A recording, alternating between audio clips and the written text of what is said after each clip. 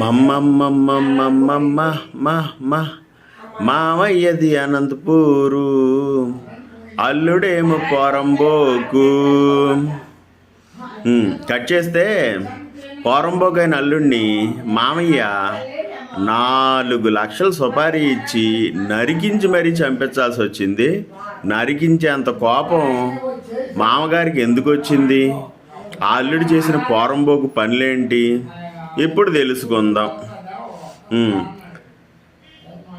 అనంతపురం ఎర్రగుంటపల్లికి చెందిన వెంకటరమణప్పకు 2 కుమార్తెలు ఉన్నారు. అందులో పెద్ద కుమార్తె శ్యామలకి విశ్వనాథ్ అనే యువకుడితో పెళ్లి జరిపించారు. ఇంటికి రాకపోకలు సాగిస్తా పెళ్ళైన కొత్తలో అతని కన్ను వెంకటరమణప్ప భార్య అంటే అత్తగారి మీద పడింది. అత్తను లోపరుచుకుని వివాహేతర సంబంధం పెట్టుకున్నాడు. అలా రాకపోకలు కొనసాగిస్తున్నాడు. ఆ విషయం తెలిసి వెంకటరమణప్ప మన పరువే పోద్దన్న ఉద్దేశంతో కొంచెం అలా నెట్టుకు వస్తున్నాడు. ఈలోపు అతనికి ఒక ఆలోచన వచ్చింది.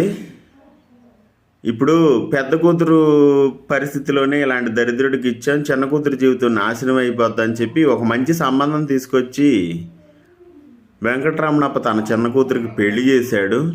అయితే విశ్వనాథ్ కన్ను ఆస్తి మీద ఉంది కదా, అందుకని అతని కన్నెళ్ళి మరదల మీద కూడా పడిపోయింది. మరదల కూడా ఇతనికి లొంగిపోయింది. లొంగిపోవటం వల్ల మరదలతో కూడా అక్రమ సంబంధం ఇతను పెట్టుకోవడంతో ఆమె కాపురం అటు ఇటు అన్నట్టుగా ఆమె కూడా పుట్టింటి దగ్గర పడిపోయే పరిస్థితికి వచ్చింది. ఇలా రక్తం మరిగిపోతూ ఉన్న పరిస్థితుల్లో వెంకటరమణప్పకి ఇంకా నష్టం జరిగిస్తూనే ఉన్నాడు విశ్వనాథ్. అదేంటంటే ఇంట్లో 3 ఆడవాళ్ళ సపోర్టు ఇతనికే ఉండటంతో అతని ఆస్తులు కూడా అమ్మిచ్చేస్తున్నాడు అతని ఇష్టం లేకుండానే.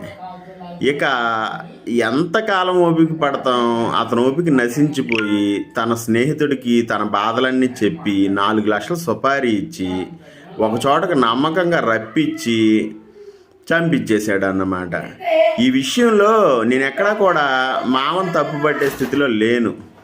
ఎందుకంటే ఎవడైనా సరే తన కుటుంబాన్ని అంత దారుణంగా చేస్తుంటే ఎవరికైనా రక్తం మరిగిపోద్ది.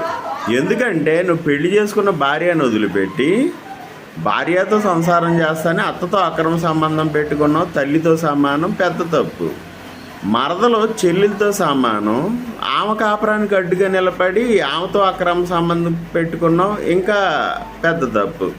ఇప్పుడు ఈ మొత్తాన్ని వదిలేసి ఇంకో పెద్ద తప్పు నువ్వు చేసింది ఏంటంటే అతని ఆస్తులు కూడా ఆక్రమించావు.